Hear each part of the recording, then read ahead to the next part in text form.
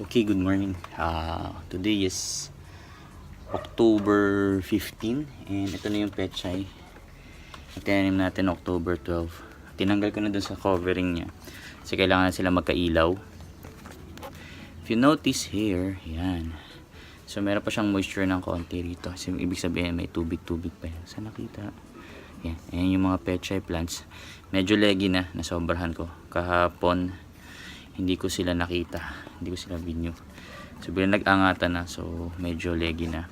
Pwede nang buksan to para magsimula silang makahinga ng hangin, and pwede na rin silang diligan galing sa ilalim. So may butas to.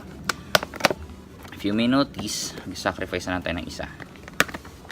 Sana mapansin, pag hindi huhugot ako. Okay, yun, okay.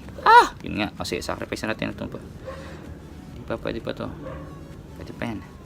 Tayo ko dyan. Ayan.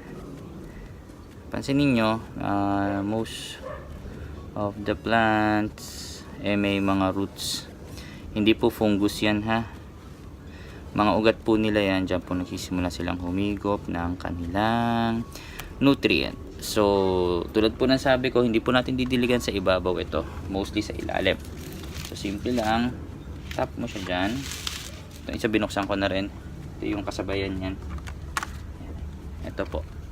Konti leggy na rin. So sobrang dark yung place. So point. Ayan. Tapos first may water reservoir. Ayan. Ang pagdilig po dito, dito lang sa ilalim. Ayan. Sa ganito kaliit, pwede nyong water lang muna. Tap water will do. Tapos pag lumabas na yung third, fourth seed niya, papakita ko ulit sa inyo para start na tayo mag-transplant after that. So thank you very much. I'll keep you posted with this pechay project.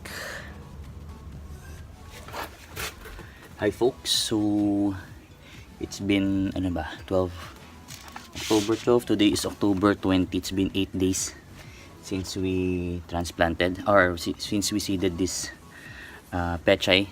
Ayan. Yak. Nasa ibabaw kayo sila. Hindi nag-root down yung karamihang seeds, roots nila. So, expected. So, within few days, ready na silang i-transplant. Ito, meron na siyang true leaf. Ayan, meron. Yes, medyo leggy sila but this can work. May mali lang, hindi naman mali. Kulang lang ako sa araw, tsaka yung root system nila hindi bumaba.